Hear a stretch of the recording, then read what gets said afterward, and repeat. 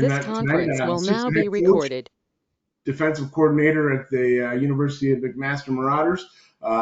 Scott's, I believe, spent, correct me if I'm wrong, Coach, but approximately 8 years at Mount Allison University, both as a DC and the head coach, before coming to Ontario to take the role as assistant head coach at McMaster, and also defensive coordinator. We're excited to have you, and he's going to talk about match coverage and quarters coverage today, guys.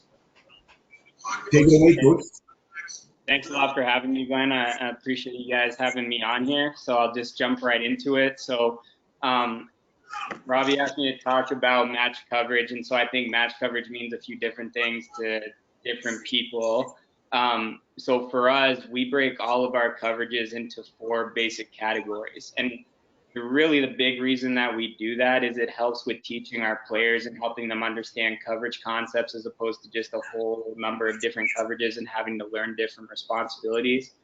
When we're installing and teaching our coverage concepts, everything we do is really put into one of these 4 buckets. So I'll just kind of go through them quickly and how we differentiate them, and then I'll spend the majority of time actually talking about our zone match coverages. Okay, so man-to-man coverage is pretty straightforward. Essentially, a specific defender is assigned to a receiver, and he's covering wherever he goes over the field. Within that, we can assign specific defenders to help in certain areas of the field. So that's where you get into like your cover 11, your 2-man coverages, where you might have low hole help, a deep post help. You might have 2 deep players helping over the top, but essentially 1 coverage defender is assigned to each of the 6 eligible receivers, and he's covering them everywhere he goes. Spot drop zones, now defenders are dropping to a specific area with vision on the QB, right? So that's where you get underneath defenders dropping 10 and 12 yards deep, their vision and break on the quarterback. As soon as he pulls the pin or takes the front hand off of the ball, they're breaking on the throw. So they have an awareness of the receivers within their zone, but really they're seeing the quarterback and they're sliding and expanding and contracting their zone based on what the quarterback does. So spot drop zones, you're going to see a lot more interceptions, but you're also going to see a lot more completions because the coverage is not as tight to the receivers. Match coverage, we really have 2 different types of match coverages that we play. So we have zone match coverage and we have man match coverage. Okay, so zone match coverage is similar to spot drop zone. The underneath defenders are still dropping to an area, but they're relating to certain receivers after the pattern distribution. So they do have a general area that they're dropping to, but where they expand, contract their zone is ultimately going to be dictated by what routes the receivers are running. The big thing that carries over from the spot drop zone coverages is that they're all still seeing the quarterback, but we want to teach a much greater awareness for relating to the wide receivers. Okay, there's still a no cover zone in our zone match coverages, so we're still not going to cover any routes underneath of 5 yards, and I'll get into that more later. But there are a lot of similarities to the spot drop zone. We just want to have a greater emphasis on shrinking the passing windows for the quarterback. Okay. The last one that we talk about, which is what I think a lot of people think of and are talking about when they talk specifically about matchups in Canadian football, is man match coverage. Okay, so man match coverage is very similar to zone match. The big difference is how we're teaching the underneath defenders. Okay, so in zone match coverage, the underneath defenders, they're going to have vision on the QB. They're going to be breaking on the throw, and they're going to be sliding their zones off of where the quarterback's looking. In man match, the underneath defenders are turning and running, and their eyes are solely looking at the receiver. So we want to get as close as we possibly can, the tightest possible coverage to the receiver, but they're not going to be seeing the quarterback at all until possibly at the last second when the ball is actually arriving. Okay, so the difference there is we're getting the tightest possible coverage, but there's much less awareness of what the quarterback is actually doing with the football. Okay, so I wanted to go through that first, and I'll show a couple of examples of each afterwards. The reason that we break them down into these categories, like I talked about, has to do with how we're teaching our guys, but really we'll use all 4 coverage categories over the course of the season, even within specific games. The big thing we tell our guys is that each category of coverage really has its own set of strengths and weaknesses, and so they all have a purpose. You want to understand what the strengths and weaknesses are of each and where they can fit into your game plan, And really your role as a defensive coordinator and as play callers, you're trying to find the right one based on what the situation requires.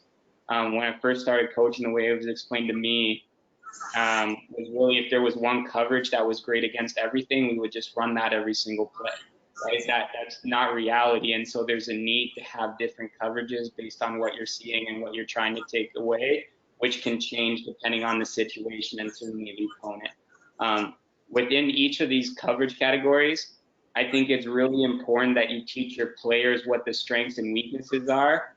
You want to teach them why they are doing something so that they understand and can make good decisions in new situations they haven't seen. And one of the things that we always talk to our guys about is within each coverage, you want to know where can I get beat, where am I allowed to get beat, but where can I absolutely under no circumstances get beat. And I think that's a huge thing for your guys is they have to know not every coverage is good against everything. We're not trying to take away everything in each one. Here's what we are trying to take away when we call read, when we call wild, when we call whatever coverage we're calling. If they throw it here, that's where we're weak. The offense won that play, and it's on me to call a better one. But you don't want guys trying to take away things that the coverage is not designed to take away, because that's when you start opening yourself up to bigger plays. They also have to understand, here's where under no circumstances you can get beat in this coverage, because this is absolutely what we're trying to take away. And if the offense is trying to take advantage of that, you can't make a mistake in that instance. The other big thing and why we teach it to our guys as coverage categories is I think it helps create better situational awareness. And so you're teaching them each coverage has its place. Here's the actual game or down and distance or field zone situation where this applies. And it helps to teach them situational football. So a first down play is not the same as second and 5, is not the same as second and 10. Each one of those situations dictates a certain response from the defense and different things that you're trying to take away. And really what we're trying to get to in every game, we're going to see 6 or 8 or 10 different plays that we've never repped in practice. And the only possible way that our guys can react properly in those novel situations that they understand why they're doing something, and then they've got a chance to make the right decision when they get presented with something for the first time. So I think it's really important that you're teaching them situational football. You're teaching them why you're doing something, what you're trying to take away in each coverage, so that they can learn it the way that they need to. And you know, we do have a large number of coverages, and that's something when I got to McMaster and started working with Greg, we really started to run a lot more coverages, and it took me a while to build up the comfort level with that. Where we got to now, you see the advantages to it. And really, we want to build a toolbox large enough that either one of two things. Either we're playing an opponent and we can dictate to them how the game is going to be played by taking away certain players or certain schemes, and each coverage gives us different ways to do that. Or we get into a game situation and we're seeing things that we haven't necessarily seen before, or worked for, prepped for on film, or it's different than what we thought we were going to see. If you only have a couple coverages, it doesn't give you a lot of answers. But if you have a number of different coverages that you can go to, you're never caught unprepared, and you always have a large toolbox that you can draw from when the situation presents itself. Okay. In general, when we're looking at each of these coverage categories and where they fit into our game plan, these are base rules, and so they do vary game to game, but these are some general thoughts when we're trying to figure out which coverages we want to run. In general, zone coverages, whether it's match zone or spot drop zone, they're going to give you better run support and higher interception rates because the defenders are seeing the QB, right? So if it's a run play, you've got 12 defenders with their eyes inside seeing the ball. And so if the ball does break through the line of scrimmage, you've got guys in position seeing the ball break through the line, and they have a chance to eliminate the big play. You're going to get more interceptions in zone coverage, whether it's match zone or spot drop zone, because defenders are seeing the quarterback and they're breaking as the ball comes out of his hand. The trade-off with any of the zone coverages, again, whether it's match or spot drop zone, is you're going to have bigger windows for the quarterback to throw to. Okay, and so that means much higher completion percentages. So there's always a trade-off there with your zone coverages. You may get better run support, but the windows are going to be much bigger than you would like if you're playing a man coverage. All of our zone coverages, which I talked about earlier, match or spot drop zone, they all have a no cover zone. And so when you're teaching any zone coverage, whether it's match zone or spot drop zone, it's really important that the defenders understand we are not covering routes under 5 yards. Okay, if there's a route showing under 5 yards, that's a bait route trying to bring us up so they can throw a 10 to 12 to 15 yard route in behind our back. And if you've got nothing else to your guys but understanding what a 5 yard route means, then you've got a good chance of playing effective zone coverage with the underneath defenders. Okay, man coverages on the other hand, so whether it's match man or just straight man-to-man coverage, the benefit to it is you get the tightest possible coverage you can. So defender is specifically assigned to an eligible receiver. They're trying to get as tight as they possibly can to the receiver, which is going to shrink the throwing window, and it's going to greatly reduce the completion percentage for the offense. Okay, the trade-off for that is just the opposite of zone.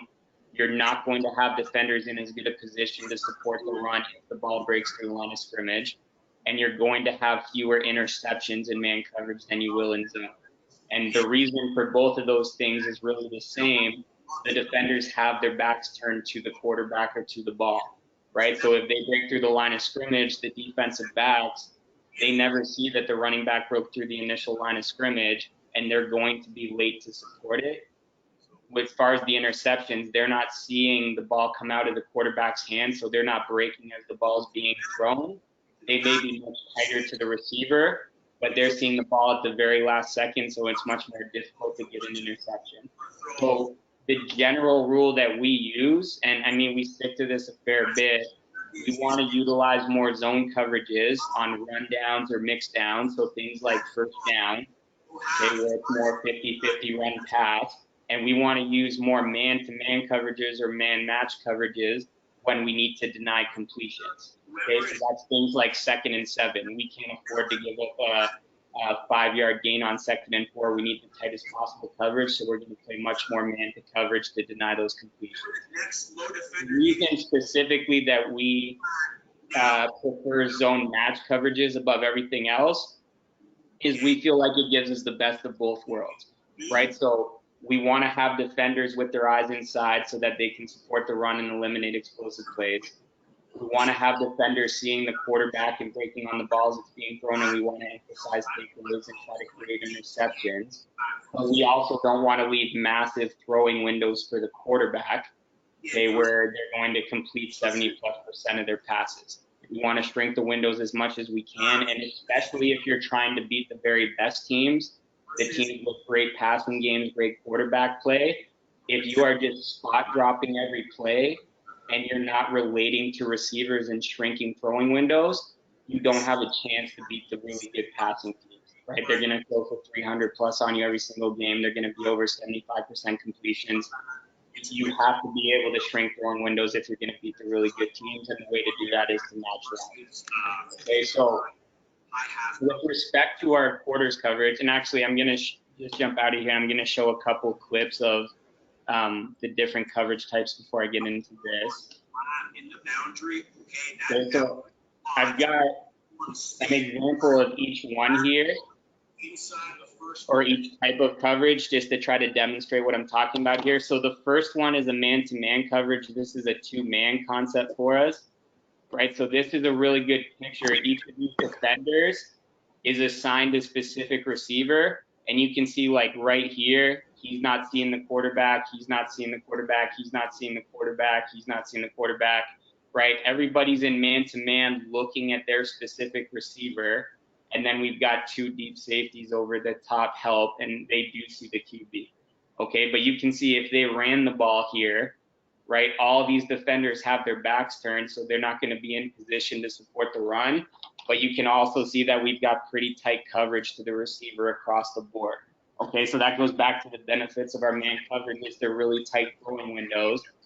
But if this was a first down play and they were to run the ball, we don't have a lot of extra run support there to help out with it.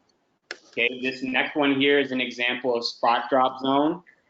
Okay, so this is just a 3D drop 9 coverage here. where the defenders are not really matching the receivers. They're all dropping to a specific area and they're seeing the QB, right? So all these underneath defenders, you can see how they've got eyes back inside on the guy with the ball. They're going to slide or expand and contract in their zone based on what the quarterback's doing, okay? And they're all trying to get back to that 10 or 12-yard depth and see the QB. Okay, but you can see it's a much different picture with those guys underneath in zone versus in man. But again, there's a much bigger window for them to potentially throw the ball into here than when we're in our man coverages. Okay, the next one is going to be an example of zone match. Okay, so this is the zone match coverage, and this is one of the ones that I'm going to talk about a little bit later here. So this is our read coverage. Okay, we're still playing a zone, so you can see how our underneath defenders are still getting back 10 to 12 yards deep, but the coverage is going to be much tighter, and everybody is relating to specific receivers, right? So our will linebacker here is a great example. He's got to relate to the 2 weak. He's not just going to sit halfway between the numbers and the hash. This number 2 receiver starts running his route towards the sideline. So he's also going to push his zone towards the sideline. And so we're still in zone coverage. We still have eyes inside to help support the run game and see the QB, but we're going to do a much better job relating to the receivers and pushing our zone with where the receivers are. Okay, and then the last one here, this is a man match coverage. Okay, so this is what most think of when they're talking about match coverage here. And again, the big difference here is with the underneath defenders. The deep defenders are still doing a similar deal, but the underneath defenders now, okay, instead of zone dropping and seeing the QB, they're going to match up with specific receivers based on how the routes express themselves here. So you can see here, like our will linebacker, he's running all the way across the field with this under route. Our Sam linebacker, he's running across the field with this under route. Okay, and then we've got a double team on the number 1 weak and the number 2 strong with our 2 high players here. Okay, so I think that's a really good picture in showing the difference between man match and zone match. And when people talk about match coverage in general, they're talking about relating to receivers. And the big distinction there between zone match and man match is how you're coaching up the underneath defenders, right? So man match, they're relating to receivers. They're not looking at the QB. Zone match, they still have a no cover zone. They're still getting back 10 to 12 yards. They can still pass off routes, but they still have vision inside and they're seeing the ball come out of the quarterback's hands. Okay, so I'll get into our quarter stuff specifically, but I'll just stop for a second and see if anybody has any questions about anything that I've talked about so far.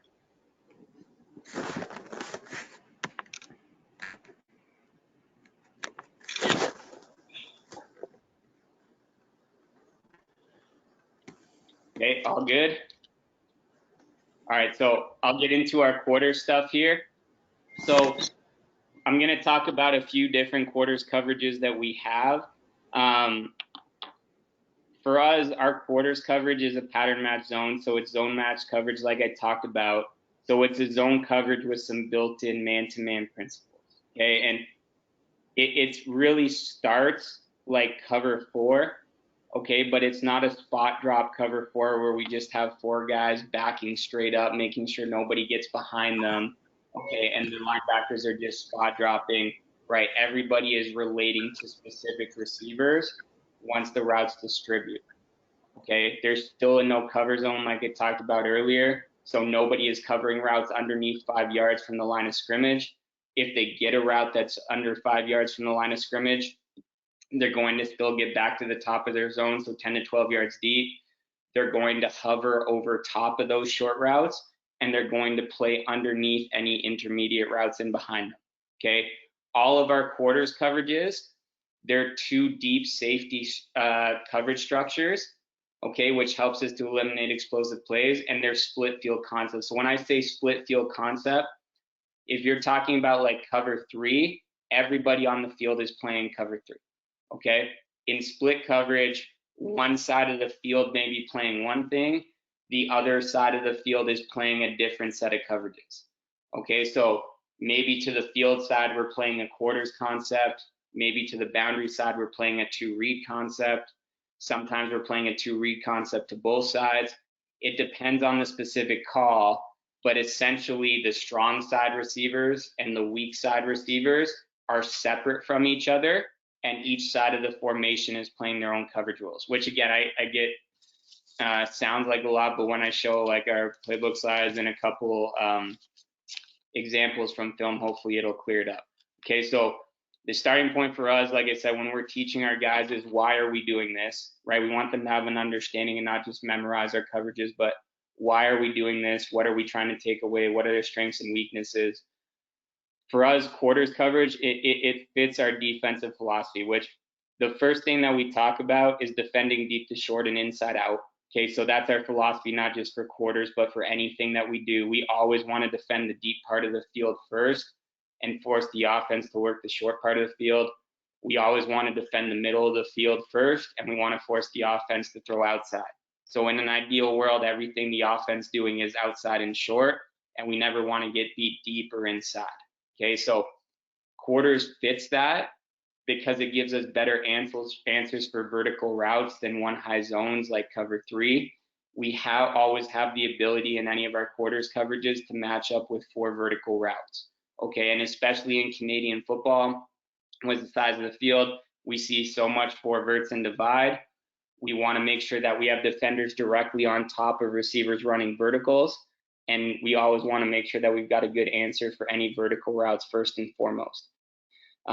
Our 2 big principles on defense and the things that we always talk to our guys about in terms of goals is eliminating explosive plays and creating takeaways.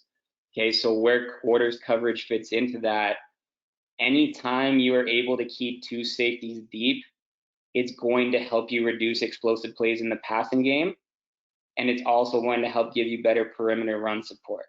Okay, if you just have 1 safety deep, right, he's got a lot of territory to cover to back there. But if you're able to keep 2 deep defenders as much as you possibly can, it really shrinks the field. It helps you protect the middle of the field, and it's going to help reduce explosive plays, especially in the passing game. Okay, the other thing that we talk about is creating takeaways. So again, quarters is a zone match coverage. So all of our defenders, our 12 defenders, they have vision on the QB. They're able to break on the throw as soon as he pulls the pin and takes that front hand off of the ball. But we're still shrinking those throwing windows, which is critical against really good passing games. The defenders are relating to specific receivers, not just covering an area of the field. And by shrinking those windows, but also seeing the quarterback and seeing the ball come out of his hand, having a chance to break on routes before they happen, it gives us an excellent chance to get a lot of interceptions, create takeaways. A couple other things that we talk about with our quarter stuff. I love the fact that it's an extremely versatile coverage. You can make slight adjustments within the coverage to take away specific receivers or specific pass concepts based on the game plan or what your opponent's doing, right? So some weeks we're going to see a team that has 2 really good receivers and they play them both into the boundaries. So they're their number 1 week and their number 2 week. Other weeks we're going to see the best team's receiver line up as the number 2 strong, and he's running a lot of routes at or just past the sticks on 2nd and long. So it doesn't make sense to try to defend those 2 situations with the same type of coverage. You need different coverage answers for those different situations. And the nice thing with our quarters is within our basic principles, there's enough adjustments we can make to take away certain receivers or certain pass concepts. Okay, and the last thing we talk about is any of our quarter stuff, depending on how the routes express themselves, it gives us a really good opportunity to double team some dangerous receivers. So like the last clip I showed of the man match coverage, when those 2 inside receivers go under right away, we're able to get double teams on the number 1 weak and the number 2 strong. So instead of guys just covering grass or covering an area, we're able to get 2 double teams on the play by relating to specific receivers. Okay, and the last thing I'll talk about before I get into the specific coverages, you know, our keys for success in terms of how we teach our quarters coverages. And this is not just for quarters. This is relevant for any coverage that you run, any pressure that you run, anything that you're installing, really. I think first and foremost, it's important that in your base coverages, you want to create very clearly defined, simple and specific coverage rules for each of the defenders. Okay, the more specific and detailed you can be, the better. So rather than just saying, drop halfway between the numbers and hash, look at the QB, okay, you're relating to the number 2 weak receiver. If 2 weak goes in, if 2 weak goes out, if 2 weak goes vertical, here's what your reaction is. And then you're getting as many teachable reps as you possibly can in practice of each one of those reactions. Okay. And again, you have to emphasize with the quarter stuff, you are never covering grass. You're not covering an area of the field. Nobody has ever completed a pass to an area of the field. They're completing passes to specific receivers. And the only way that you deny that is you relate to where the receivers are. Okay, so the eye discipline is really critical for our guys. In every one of our quarters coverages, there's going to be a specific progression for each of our DBs. So I'm on 2 week. If 2 week goes in, where do my eyes go next? They go to 1 week. You can't all of a sudden start staring at the quarterback. You have to get your eyes to number 1 week. And then based on what he does, now you may be able to get your eyes back inside. I talk about this with some of our blitz stuff, but I think it's really important that in anything you're teaching jobs as opposed to just rote memorization of coverages or concepts. Okay, so when I talk about jobs, we're talking about defining every responsibility you could have in the defense. And for us, it's things like you're a high player, you're a read player, you're an inside quarter player, outside quarter player, you're a vertical hook player. Those jobs each mean something and they come with a very specific set of rules. The reason we emphasize that, I think it allows for a lot greater carryover between concepts. And so we can install something, and instead of just saying this coverage is called jam and everybody remember what that means, we can go to our guys and say, okay, you're a curl flat defender, you're a high player on this, whatever the case is. And when you teach that stuff from day one, they know what a high player's rules are. They're always the same. If I'm a high player, I'm a 2-to-1 player. Okay, so I'm looking at 2. If he's vertical, I play a man. If he's radical, I man 1. And they know that. And so any coverage that we put in now, we can say in this coverage, you're a high player, and they know every single one of the rules right there because it never changes. I think if you do that, it allows you to carry a lot more in your package.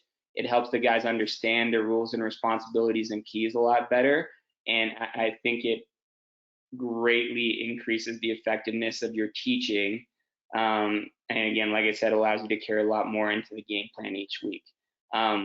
Within our quarter stuff, and again, anything that we put in, whether it's pressures, coverages, whatever the case is, we're never just asking them to memorize it. We're teaching it to them, and we want to teach them, here's the strengths of this coverage, here's the weaknesses of this coverage.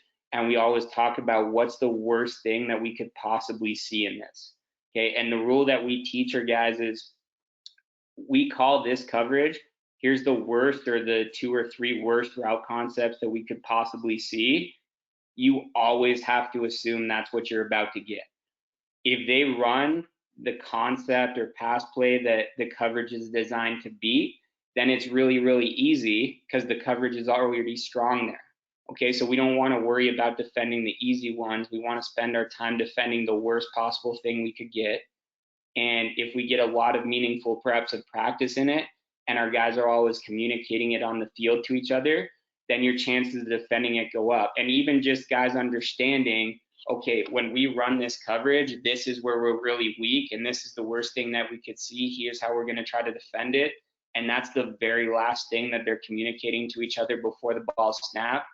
If you're already talking about it before the snap, your chances of defending it effectively greatly increase. So like when we're doing our match stuff, our defensive backs are always alerting scissors, right? Because scissors is really tough in some of our zone match stuff, especially for a high and read player. So before the ball snapped, you're always saying, watch scissors, watch scissors, watch scissors. And then if they get it, then it gets much easier for them, okay? Anything we install, we're going to rep our specific coverage beaters right from day one.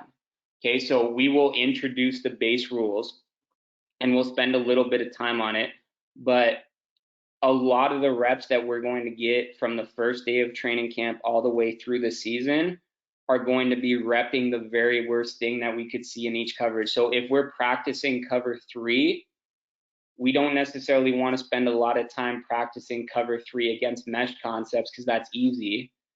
We want to spend our time in cover 3 practicing against 4 vertical concepts or divide concepts because that's really, really hard. Okay, if we're running our quarter stuff, we're going to spend our time on specific quarters beaters. We're going to spend our time on scissors. We're going to spend our time on Mills concepts, so post over top of a dig. Okay, because those are the things that are really, really tough to defend. If we're doing that from day one, our guys get much better at actually defending it and reacting correctly. They start to understand where the coverage is weak and they're looking for those things. And we talk to our guys about this all the time, but teams are going to do the same things. As soon as they see that you're a quarters coverage team, there's only so many pass concepts that are really, really good against quarters, and you're going to say the same stuff all season long. Okay, and you know you're going to see these 5 or 6 pass concepts from every single team, regardless of how much they put it on film. They may dress it up a little or do it out of personnel that fits the guys that they have or do specific motions with it, but you are going to see the same coverage beaters all season long, so you have to get really, really good at defending it. And frankly, you want your guys to fail a whole lot in practice, right? And so you don't want to get into that mindset where we have to defend this, we have to call the perfect coverage in practice. When we are getting ready for our opponent during the season, we know what we're going to call, hoping that we call the right play to take away their best play. But all the reps that we're getting throughout the practice week are the plays that we're going to be in, and then the worst possible thing that we could see in that coverage. And we're going to get as many meaningful reps of that as we possibly can. And again, that gives you the best chance to be successful when you actually see it in the game, but you can't worry about just calling the right coverage in practice. Really, what you should be doing is calling the worst pass concept you could get for that coverage and just rep it over and over and over and over and over. Okay, and then the last one, which everybody does obviously, but you want to spend a great deal of your practice time once you get into the season in half line and in full skelly, repping your opponent's top 8 to 12 pass concepts against your base coverages. Okay, so you understand what they want to run. You anticipate it based on down and distance. So here's their top 5 to 6 concepts on second and long. Here's the set of coverages we want to be in to take these away. And again, you have to get as many meaningful reps of that as you possibly can. Okay, so that's a base look at some of our quarters coverage stuff. I'm going to get into the specific coverages, but I think this is really important anytime you're talking about any zone coverage, whether it's spot drop zone or zone match coverage. A lot of people will talk to their players about pass zones, but really I think in zone coverage, the more important thing is talking to the guys about pass layers. Okay, and so getting guys to understand this will solve a lot of the issues that you have in zone coverage. We always talk to our guys, basically there's 3 different layers in the passing game. Okay, so layer 1 is the bait layer, layer 2 is the live layer, layer 3 is the clear out layer. Okay, and guys have to have an understanding that offenses are all doing the exact same thing. They're going to present it in different ways, but every single offense wants to throw 12 to 15-yard routes as many times as they possibly can, because it's the best trade-off for them between a relatively high completion percentage, but also a pretty good gain when they do complete it. If they're just throwing routes under 5 yards the whole game, yes, they're going to complete a lot of them, but the gain isn't really there.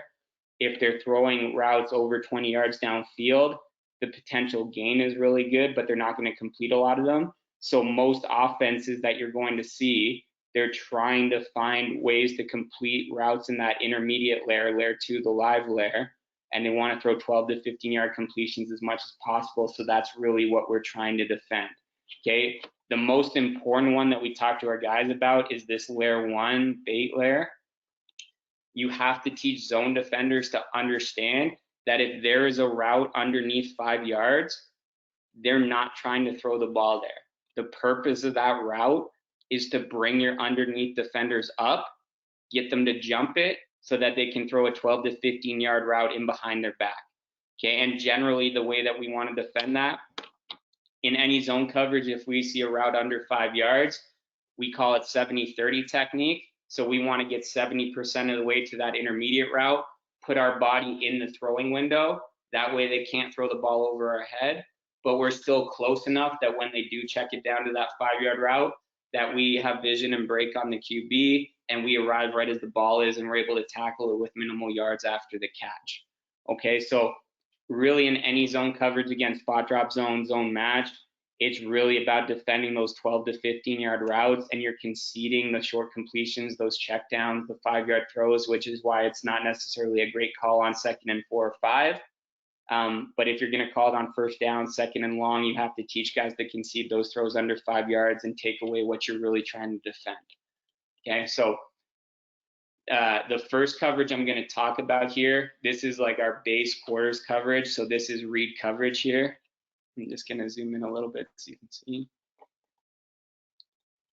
Okay, so I'll just talk about it against 3x2 here. All right, so read coverage for us, again, is a zone match quarters coverage. We're playing a quarters concept to the field, and we're playing a 2 read concept into the boundary. Okay, and so with any of our coverages, what we want to do, we talked about being very specific and simple and clear for each of our guys. We want to clearly define each player in coverage, what their responsibility is, what their alignment is, what their key is, and what their route reactions are. Okay, so within all this, and I'll just use the strong corner as an example, right? So the strong corner, he's an outside quarter defender. Okay, so he is responsible for matching the vertical of 1, and he is keying number 2 to number 1, then to the QB, right? So it's very important, even though we're seeing the quarterback, that is not our initial read in coverage. We're always keying specific receivers first, and then based on their reaction, once we decide who we're matching up with, now we can get our eyes back inside to the quarterback. Okay, so for the strong corner, we're telling him if number 2 is vertical, you are man on number 1 unless he's short. So short for us means less than 5 yards. If he's short, you're giving a China call and you're playing under the corner route. If number 2 is radical in, you're squeezing number 1. If number 2 is outside, you're alerting the wheel. You can't chase the post, okay? So it doesn't matter what those rules are necessarily right now, but the important thing is that's how you're defining it to your guys. It's very, very specific. Here's who you look at. Based on what he does, here's who you look at next, and then you can see the QB. Okay, so I'll start with the strong side here and read. Our strong corner, we already talked about, he's an outside quarter player. So we tell him he's mod 1, so that means I'm man out and deep of number 1. Okay, strong half, he's a curl flat defender. So he's holding the curl as long as possible. We're conceding the flat and he's breaking to the flat on the throw. Our free safety is a strong quarter player, and he is keying number 3 strong to number 2 strong. Okay, he is staying inside of number 3 strong for as long as he possibly can.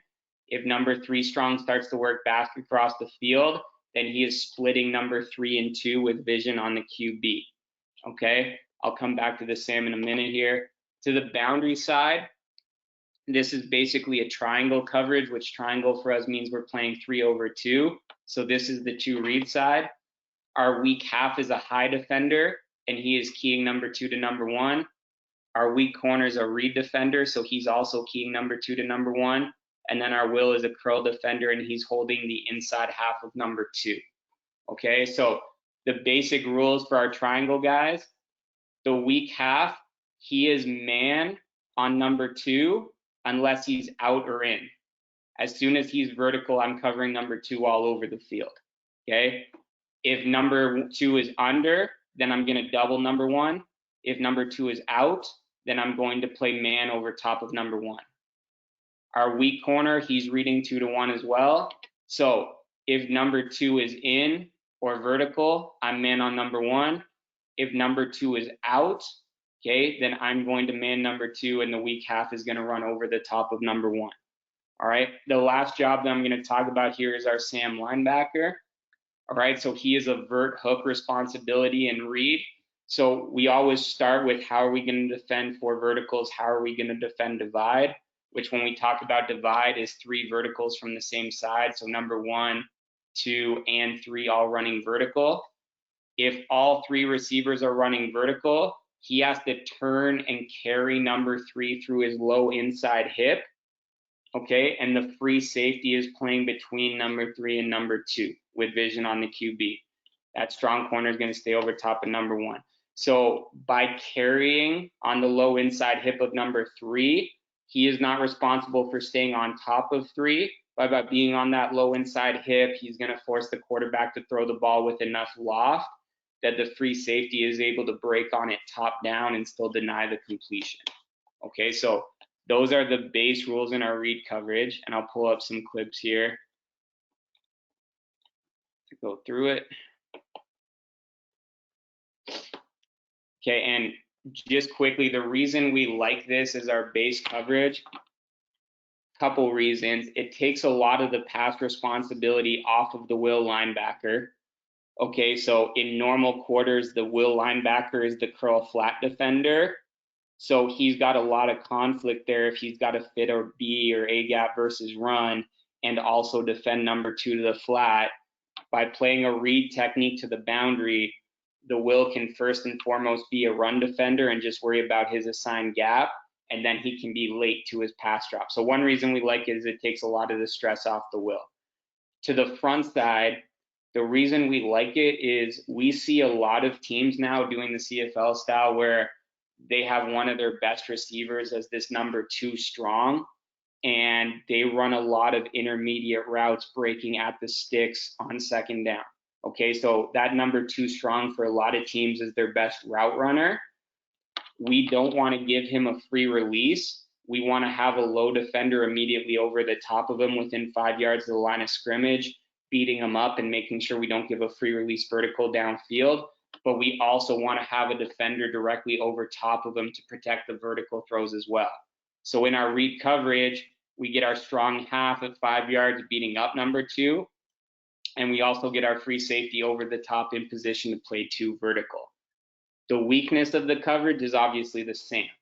Okay, so the Sam linebacker has some vertical responsibility here. If we get 3 vertical routes from the field, he's got to turn and carry with number 3, and that places a lot of stress on him and the free safety. Okay, so we understand the weakness is that Sam matched up on number 3, and if a team is going to play their best receiver at that 3 strong, then maybe you need to get into some different coverage calls in your quarters concepts. Okay, so we'll start with the boundary side here first. So again, they're playing a triangle concept between the will, the weak half, and the corner. Okay, everybody is keying this number 2 weak first and foremost. So we want to define, is he vertical, is he in, or is he out? Okay, and I didn't mention this earlier, but one of the most important things in any of your quarters concepts is how you define vertical. Okay, so a lot of teams will use a depth on the field to define vertical. So they'll say, once the receiver is past 7 yards or 8 yards or 9 yards or whatever it is, that's a vertical. The issue with that is that it's really, really difficult to see depth on the field when you're playing defensive back. It's hard to judge if it's 7 yards or 8 yards or 9 yards, and especially when you're trying to get 2 guys seeing the same thing, right? So if you talk about this corner and this halfback, if we're asking them to both see 7 yards the same way in real time, that's really tough to get guys on the same page, and that's where you get into the classic, I thought he broke at 6, I thought he broke at 8, and you can't get guys seeing the same thing. The way we define vertical is if the route breaks beyond our second level defenders. Okay, and by using a specific player to define vertical, it's easier to get guys on the same page. So in this example, this number 2 weak, he broke before he got to the hip of the will linebacker.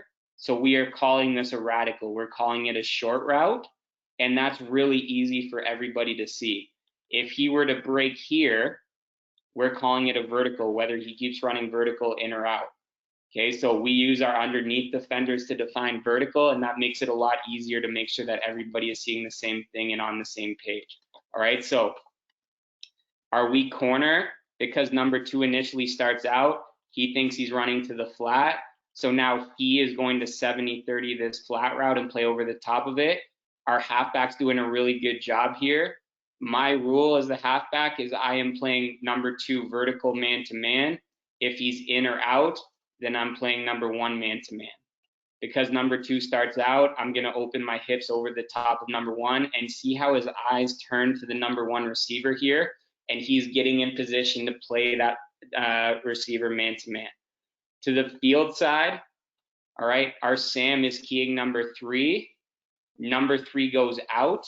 So again, he's not covering an area. He wants to expand his zone to 2 yards inside the inside hip of that number 2 receiver. So this isn't very good by our Sam. See how he stops his drop here, and he's still 6-7 yards away from this number 2. There is no reason for him to stop his zone there. You're not covering anybody. You're just covering grass, and they're not throwing the ball there. He should continue to run and expand his zone until he's 2 yards away from this number 2 receiver. The really good part of this rep is our field halfback. So he's also keying 3-2. Number 3 is out. Okay, so I'm going to get to the top of my zone right now. He's a curl flat defender, so I'm going to sink to the top of my curl at 10 to 12 yards with vision on the QB, right? And we talked about bait routes and live routes earlier. This route is breaking less than 5 yards from the line of scrimmage. So the purpose of that route is to try to bring us up to jump this route so they can throw a 12 to 15 yard route in behind our back. Okay, this is really good 70-30 technique by our halfback. He's 70% of the way to this deep route. He can still break on the throw to the low route as the ball comes out of his hands, but by making sure he doesn't jump it and he holds his depth, he's in position to break on the throw, get his hands on it, and ultimately force an interception here. So I think that's a really good job by our halfback there. The other one to talk about here is our free safety. So he's keying 3-2. If 3 is vertical, he's got to match man-to-man. As soon as 3 is out, he now knows that he has number 2 man-to-man. So see how he doesn't just back straight up and cover grass. He's running to get on top of that number 2 receiver right now. If he just goes straight back, he never makes this play. But because he's actually running over the top of number 2, he's already closing the distance to him. When the ball's tipped, he's close enough to the receiver that he's in position to react and make the interception. Okay, so this is a great job again by our free safety, not just backing up and covering grass, but actually relating to the receivers. Okay, the next example I have here for Reed, this is a good look at divide and defending the 3 verticals from the field. Okay, so we'll start with, we'll do the boundary here first quickly. Okay, so our corner, he's keying number 2-1. If number 2 is vertical, I'm manning 1 unless he's short. Okay, so number 2 is vertical. He broke the hip of the will linebacker, so right now we're saying whatever that number 2 does, he's vertical. Number 1 is short. He broke before the will linebacker. So this would be a China call, which means corner hitch for us. This corner is going to play 70-30 technique. So he is playing 70% away to this corner route, and he's playing between this low route and the corner by number 2. Okay. Our halfback, again, his rules, I'm 2-1. If number 2 is vertical, I match him man-to-man. So as soon as this number 2 gets to here, he is covering him wherever he goes now, right? If he runs an in, post, corner, it doesn't matter. That's his man, and he's going to cover him, so he's in good position on the high inside hip. Our Sam linebacker, he's reading 3-2, right? We get divide to the field here, so all 3 receivers running vertical. So he is going to carry number 3 through this low inside hip. And this is perfect position by our Sam. All he's trying to do is make sure that the quarterback cannot throw the ball on a direct line to that number 3. If he's going to throw the ball to 3, we want him to have to put enough air on it that our free safety is able to break on the throw top down. Okay, free safety, he's staying inside of number 3 until he starts to run across to the hash. As soon as he recognizes divide, he is splitting number 3 and number 2 with vision on the QB. He does a great job here staying square in his pedal. As soon as the quarterback starts to look out to number 2, you can see how he's pedaling and closing the distance to number 2, and he's able to make a break on the throw and go get the interception here.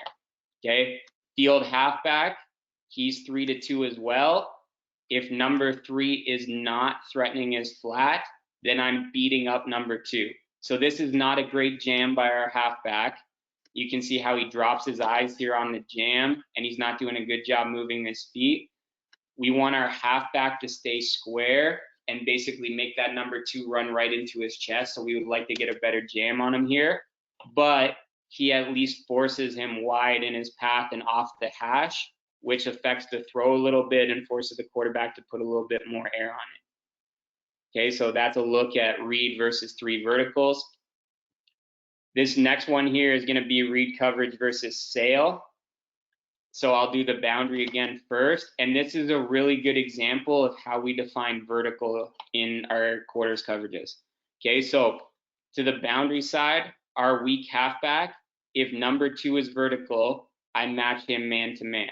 Again, vertical means he breaks the hip of our will linebacker. So right there, whatever this receiver does, it's a vertical route. The halfback has to cover him, right? So even though he's running a 10 or 12-yard dig here, our halfback is breaking and shrinking the window around that number 2. So he's not just backing straight up, he's relating to a specific receiver. Okay, our boundary corner, I'm keying 2-1. If 2 is vertical, I match number 1 unless he's short. Okay, so 2's vertical right there. Eyes go back to number 1. Okay, number 1 breaks in. I need to be driving this route as well. So what I like here is we've got 2 high defenders both shrinking the window and trying to force the quarterback to make a tight window throw. Okay, this is sail to the field here. Okay, so we've got a route breaking under 5 yards with a 12 to 15-yard route in behind it. Okay, so our Sam linebacker here, he does a better job than the earlier example. He's keying 3-2. 3 is out.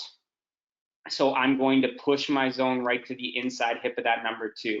Now, he doesn't need to carry him here, but I like that he's not just spot dropping. He's trying to close the distance and get right to the inside hip pocket, that number 2.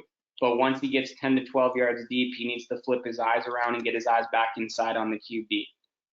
Our field halfback here, he's also keying 3-2. 3 is out right away. He's a curl flat defender. I've got somebody running to the flat, so I need to get back to the top of my zone. This is not good by our field halfback here. So see how our field halfback starts coming this way on the out, right? That's jumping that bait route, coming up, giving the offense what they want so they can throw this intermediate route in behind you.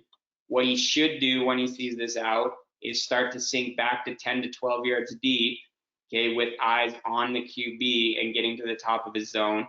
And then when the quarterback's shoulders go to the flat, now he can stick his foot in the ground and break. But he shouldn't be jumping a 5-yard route because it's just opening a bigger window for this route by number 2 in behind him.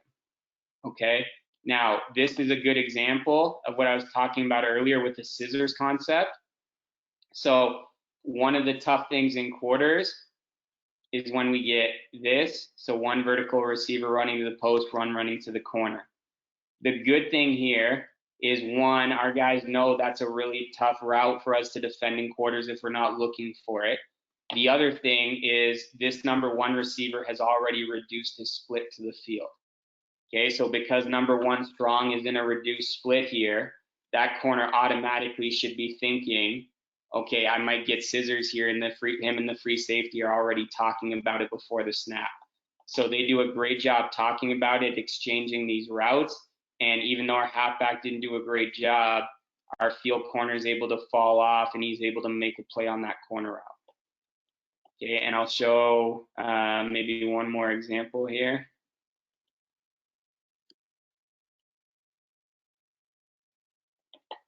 I'll show 2 more for read here. So the first one here, this is just to the boundary. Okay, so this is a good look at the triangle when number 2 is out here to the boundary. Okay, and this is also a good example of what I was talking about with the will earlier, right? This is an inside run play, but this is an RPO, so there's a run pass option here. So if the quarterback pulls the ball here, they've also got a pass concept that he can work here, okay? If the will linebacker has to defend the B gap and he has to defend the flat, then you can't defend this, right? Because you've got a receiver stressing the flat, but you've also got an inside run play where they're threatening your B gap. So by playing read instead of true quarters here, the Will can just play his run responsibility and fit his B gap, and the halfback in the corner can worry about defending these two receivers.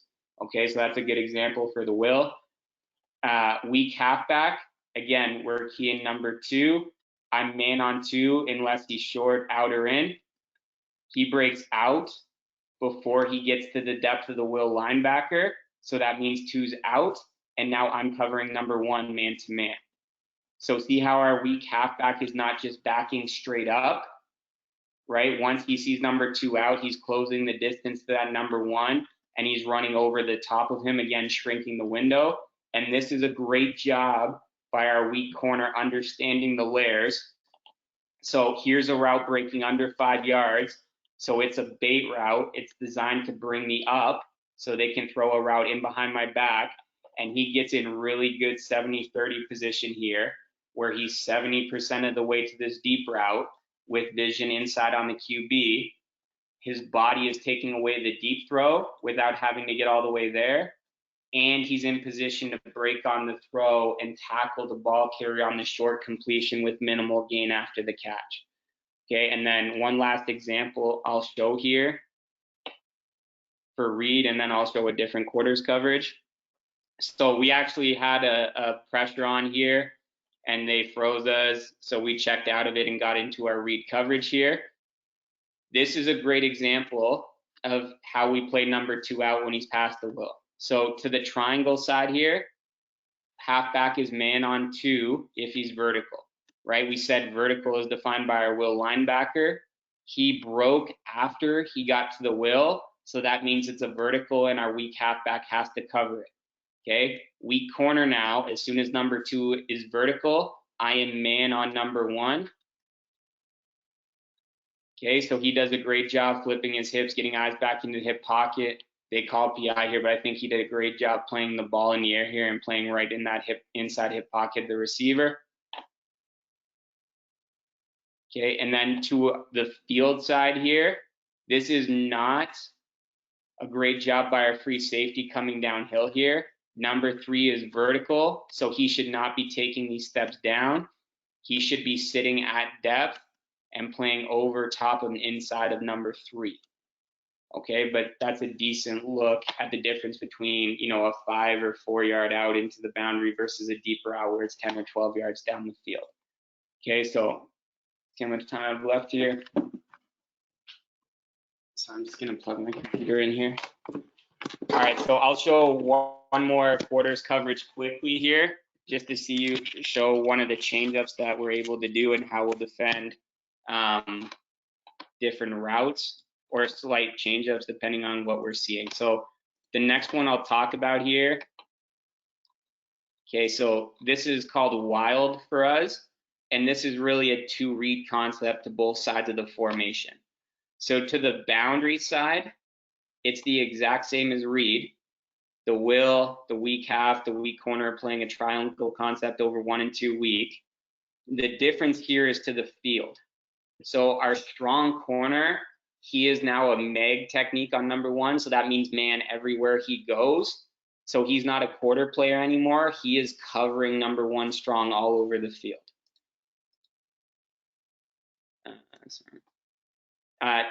For the strong half, the free safety and our Sam, they are now playing a triangle technique over top of 3 and 2. So our free safety is the high player. Our strong halfback is the read player, so he's reading number 3 to number 2. And our Sam, he's now the hook player and defending the inside half of number 3. So the big difference here between read and wild, it's the exact same into the boundary. To the field side, we've changed up where the stress points are. So our strong corner, he is playing true man-to-man on number 1 strong. So depending on the matchup, that could be good or bad. We're usually okay with just playing man out there because it's a really long throw and most teams put their worst receiver at that 1 strong. So if we're going to give up a 1-on-1, we're typically fine with it being out there. The difference here with 2 strong and 3 strong, in read, the Sam had to carry number 3 strong vertical. Now, if number 3 and 2 both go vertical, the free can just match number 3 and the strong half can match number 2, and there's no carry responsibility for the Sam. So it's a much easier run and pass responsibility for the Sam because he does not have to worry about running with number 3 vertical. The difference here is there's a lot more stress on our strong halfback. So because our strong halfback is a read player, he is going to have to run by himself with number 2 vertical. He can't sit and jam him. He's got to shuffle out of there because he's reading number 3. So nobody's getting a jam on that number 2. So if a team has a really good number 2 receiver, it's not a great coverage for us because he's getting a free release. And if number 3 goes vertical, he's getting a true one-on-one with our strong halfback. Okay, so if teams don't have a great 2 strong, it's good, and it takes a lot of stress off the Sam. But if number 2 is a really, really good receiver, then it's not necessarily the best coverage. Okay, I'm just seeing a couple of questions here. So the question I'm seeing is, can you talk about how rules change with pre-snap motion? And the example they gave is changing from 3x2 to 4x1. Okay, so there's a couple things with motion. In all of our games, we're going to carry formation checks for our base coverages to formations like 4x1, 2x3, 3x1. And depending on how much we are seeing that stuff, will affect how many different coverage checks we have to those formations. Okay, so any of our base coverages, if we're talking read, wild, radar, whatever it is, all of our base coverages work against 3x2 or 2x2. Okay, if they get into a 3x1, 4x1, 2x3, we're going to have a menu of coverage checks for each one of those formations. If a team only shows 4x1 a couple times a game, we're probably only carrying 1 check. If a team is in 4x1 a whole lot, then we're going to have a number of different 4x1 coverages that we can play. And so for some of it, it may be, okay, if we're playing any quarters concept and they get into any by 1 formation, here's what our check is. If we're carrying, 3 or 4 different checks for a quads formation into a game, then we're going to make a call. So we might say read, and then we'll go alert whatever the coverage check is that we want against quads. Okay, so the guys are communicating on the field, here's what we're playing right now, but if they motion and go to this, here's what we're going to be playing. And you have to rep the communication, and you have to demand the communication within their guys, and they have to be talking about it before it happens. Okay, the other rule that we use for motion is if the receivers go behind the quarterback, then we're saying we've got enough time to make the check and get into whatever coverage we want to play against quads or 2x3 or whatever the case is. Typically, if it's a really fast motion, like a jet sweep action or like a sub action, then the receiver's going in front of the quarterback and it's happening right now. We are not making a coverage check in that formation. We're bumping the underneath defenders. And that takes work and reps.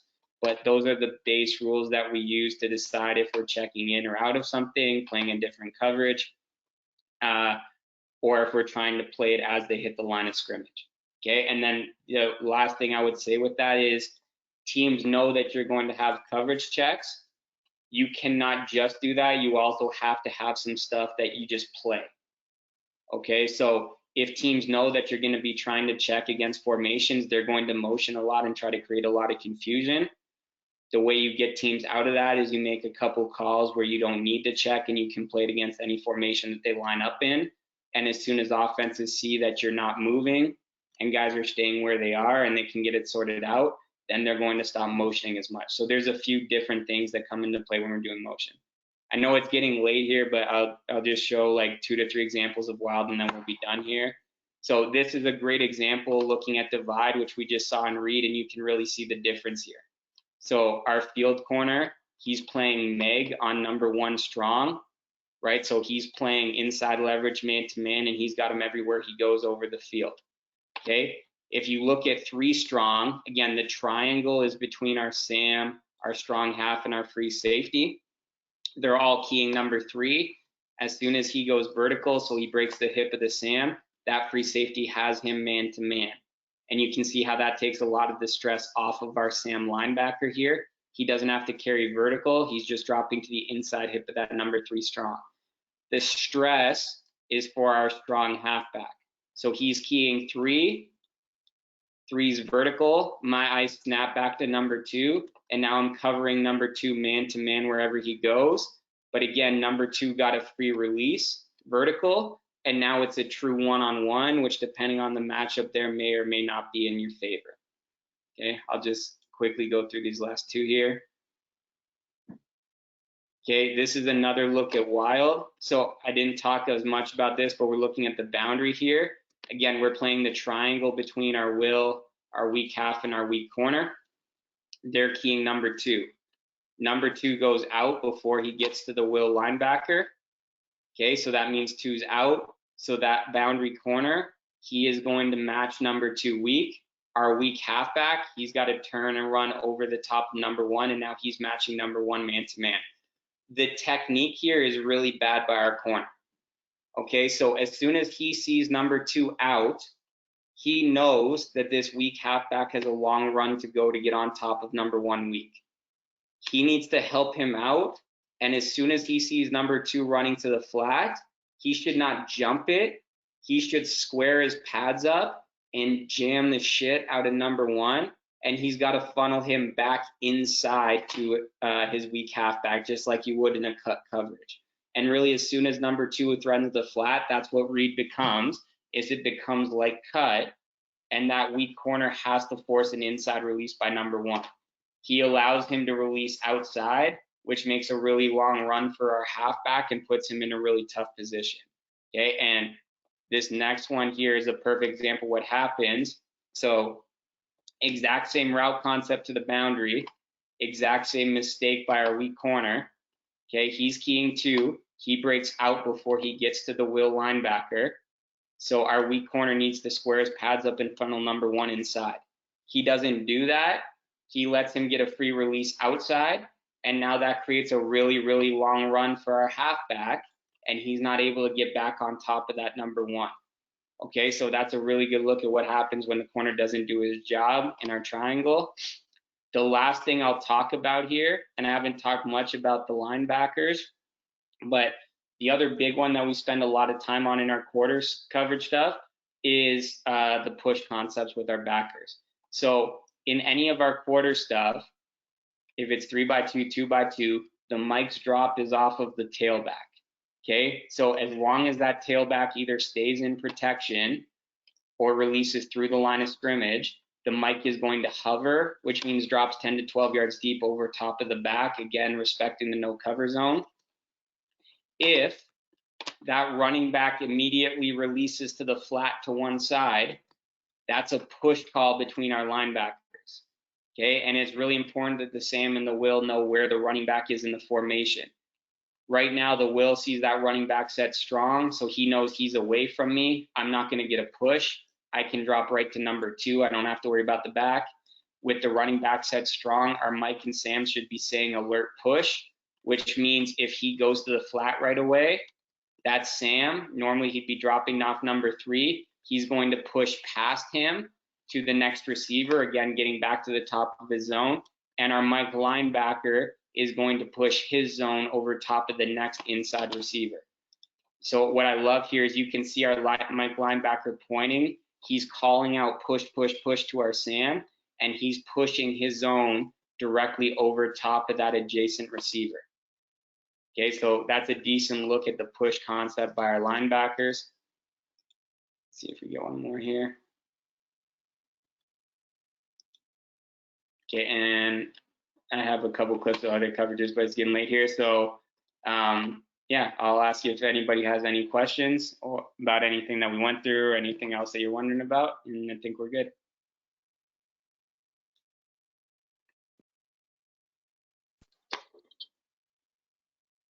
Okay, so not any questions of now. I mean, I just want to say to Scotty, I mean, for all you guys that are on the call here on the clinic here, I mean, I've had a few years to be able to work with Scott and Coach Brady, and I'll tell you, I mean, I knew that when we asked him to do this and he said okay, I knew that the presentation would be spot on. I mean, all you have to do is work with Scott or listen to him through one presentation. You understand that he's the consummate presenter, right? He does a great job, and he presents very well, and he's very knowledgeable at what he does. So part of Mac's success, obviously, I mean, we wouldn't be able to be as successful without him. So I look at all these speakers that have been here in the past month to 2 months, and you guys, I mean, everyone's been great. And understand, everyone, that these guys aren't getting paid. We've asked them to do it, and they're saying yes because they want to help football, and they want to make you guys as coaches better. So